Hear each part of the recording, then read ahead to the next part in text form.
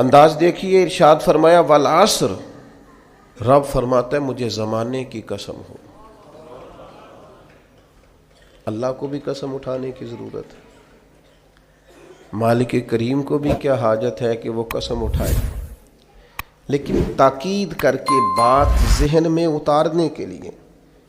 انسان کا مزاج ہوتا ہے نا، جس بات پہ قسم اٹھائی جائے اس کو انسان سمجھتا ہے زیادہ پکی ہے،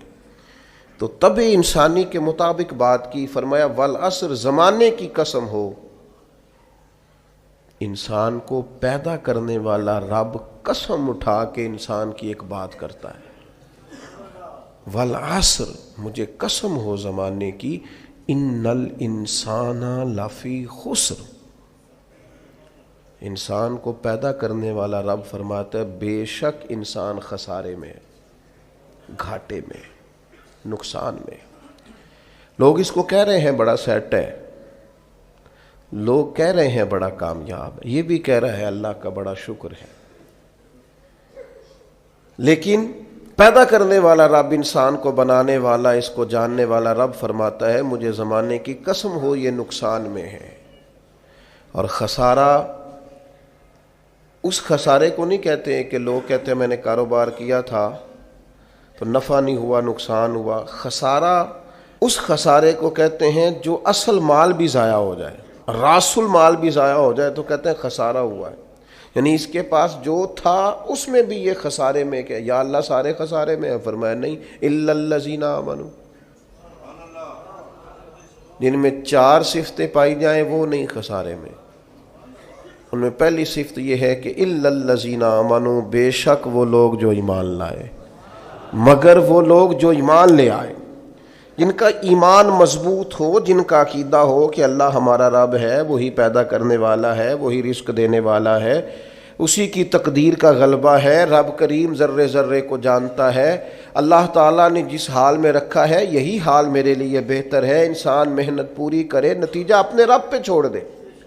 اسباب سارے جمع کرے، بھروسہ اپنے اللہ تعالیٰ پہ کرے، عقائد کے لحاظ سے پختہ ہو، اور پھر اس کا عقیدہ ہو کہ بعد از خدا بزرگ تو ہی قصہ مختصر، کائنات میں سب سے عرفہ والا، عظمتوں والے، شانوں والے، بلندیوں والے، رفتوں والے، کائنات کے امام، نبیوں کے امام، رسولوں کے امام، فرشتوں کے امام، محبوب مطلق اگر کوئی ہے تو جناب محمد رسول اللہ ہے صلی اللہ تعالی علیہ وسلم۔ سب سے اولا ہو اعلیٰ ہمارا نبی، سب سے بالا ہو اعلیٰ ہمارا نبی، اپنے مولا کا پیارا ہمارا نبی، اور دونوں عالم کا دھولا ہمارا نبی۔ نظریاتی پختگی حاصل ہو، عقائد پختہ ہو، ایمان میں عقائد پوری طرح داخل ہے، عقائد اہل سنت کا پابند ہو بندہ۔ پھر ایک اور بنیادی عقیدہ ہے، اسی ضمن میں سارے عقائد آ جاتے ہیں، فرشتوں پر بھی ایمان ہو، اللہ کے تمام انبیاء پر ایمان ہو، اچھی بری تقدیر پر ایمان ہو، لیکن ایک بنیادی عقیدہ جس کو عقیدہ آخرت کہا جاتا ہے، اس پر انسان کا ایمان ہونا بڑا ہی ضروری ہے۔ اگر آخرت پر ایمان کمزور ہو جائے تو دنیا میں جتنے بھی عمل ہم کرتے ہیں یہ سارے کمزور ہو جائیں۔ یہ جو لوگ ڈپریشن میں، ٹینشن میں، انزائٹی میں چلے جاتے ہیں اور ایک بات بار بار کرتے ہیں کہ میرے ہی ساتھ ایسا کیوں ہوتا ہے، آخر بڑی ہی کوشش کے بعد میں ہی ناکام کیوں رہ گیا، تو انہیں بتایا جائے گا کہ کامیابی پتہ کیا ہے؟ لا یستوی اصحاب النار و اصحاب الجنہ، اصحاب الجنت هم الفائزون،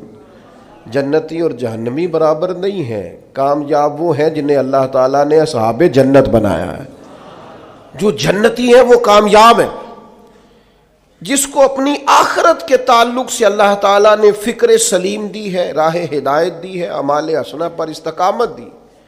اور وہ سمجھتا ہے کہ میں محنت اپنی آخرت کو ٹھیک کرنے کے لیے کر رہا ہوں، جد و جہد میری اپنی قبر کے لیے، حشر کے لیے، آخرت کے لیے۔ آخرت پر جس بندے کی توجہ ہے وہ بندہ کامیاب ہے۔ اس لیے دنیا میں اگر دنیاوی طور پر کوئی ناکامی آ بھی جائے تو کوئی اتنی بڑی ناکامی نہیں ہے، اس لیے کہ اصل کامیابی آخرت کی کامیابی۔ تو عقائد مضبوط ہوں،